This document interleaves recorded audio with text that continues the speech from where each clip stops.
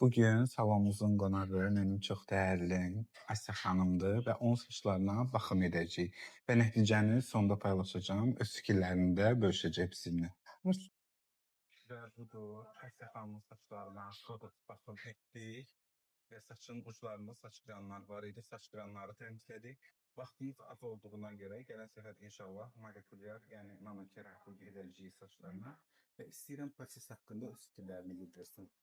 Çox sağ olun. O qədər tez, o qədər gözəl, rahat. Elə bir belə əziyyətsiz oturdum, dururam indi.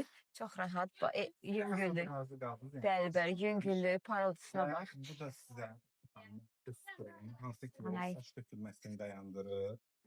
Yazın saçları yetirir, kəsəyə qarşı mübarizə aparır. Bu spreydir. Aha. Hər bir şəkildə tövsiyə edirəm. Tam orqanizmdir. Yalnız saçınızın diblərini istifadə edirsiniz. Çox sağ olun. 8 ay sonra kəsim edəcəyim.